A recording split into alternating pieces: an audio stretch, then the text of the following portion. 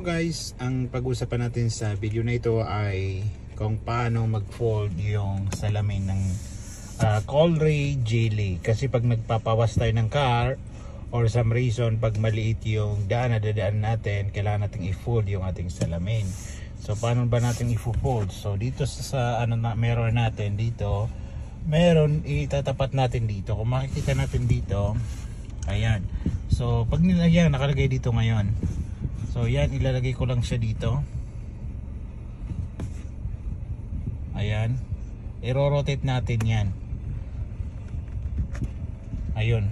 Kung makikita natin yung salamin ay nag-fold siya. So pagkatapos, ibalik na lang natin dito. Ayan, i-turn. Ayun, kung makikita niyo bumalik. So ganun lang guys. So hanggang dito lang. And I hope nakatulong sa inyo to kasi bago ko lang din na-discover ito. Thank you.